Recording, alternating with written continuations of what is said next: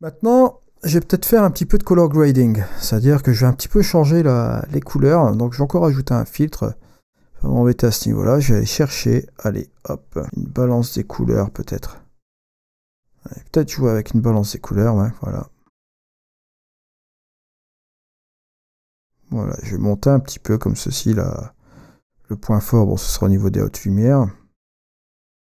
Garder comme ceci, et prendre le ton moyen, mettre le montant comme ceci. Et au niveau des ombres, on va un petit peu changer la colorimétrie, sans trop bien sûr exagérer. Hein. Voilà. Partir sur une couleur un petit peu non ombre neutre. Et là, on va rajouter un petit peu de... ici, et peut-être jouer un peu sur la luminosité. C'est pas trop mal comme ça. Ensuite, pour terminer, moi je dirais que je rajouterai un petit peu de contraste sur l'image. Donc ici, on va employer le contraste dynamique qui est vraiment très intéressant dans One One, vous allez voir. Je vais rajouter du contraste dans les détails au niveau des petits pixels, au niveau des grands pixels. Je vais réduire un peu cela. Voilà, juste un petit peu comme ceci. Si je fais la différence entre le avant et le après, c'est fort intéressant. Seulement, je ne veux pas l'appliquer sur mes nuages. Donc, encore une fois, je vais faire un masque de luminosité, voilà. Et là, je vais inverser. On va interagir plus sur les ombres, bien entendu. Et je vais afficher même ce masque de luminosité. Et là, comme vous vous doutez bien, hop, je vais enlever la partie lumineuse ici au niveau des nuages. Juste un peu comme ça. Je vais insister plus sur cette partie ici. Au niveau de la fenêtre, là, bon, bah, je vais insister davantage. Voilà. Et je vais chasser tout ce qui est haute lumière, juste un peu comme ça. Ça, c'est très intéressant ce qu'on peut faire avec cette partie-là. Ce que je vais faire, c'est moins employer cette partie. Voilà, ça, ce sera parfait comme ça.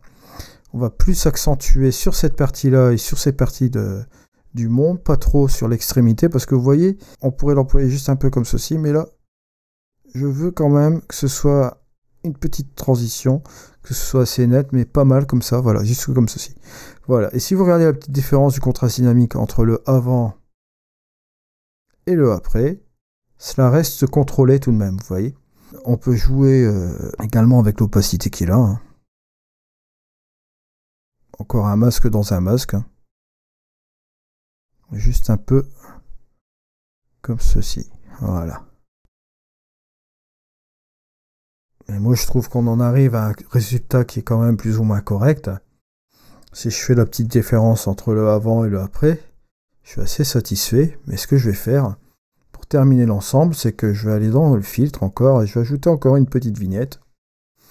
Et on va jouer sur la luminosité, bien sûr. Baisser la luminosité, la taille. Je vais faire une petite taille, juste un peu comme ceci. Je vais affiner un peu cette vignette. Je vais sélectionner le mont, bien entendu.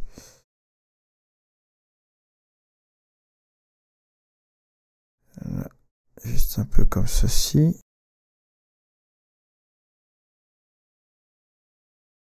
Là, ce qu'on peut faire aussi, on peut rogner l'image. Et estime, ce qu'on peut faire aussi, c'est jouer avec les niveaux.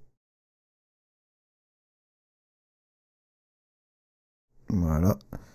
Et redresser un peu l'image.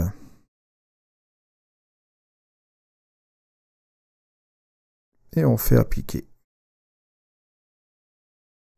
Voilà. Et on a enfin cette image avant, après.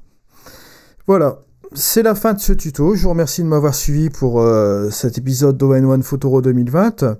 On passera sans doute sur un prochain exemple prochainement. Je vous dis à plus, c'était Eddy sur One One Photoro. Allez, au revoir.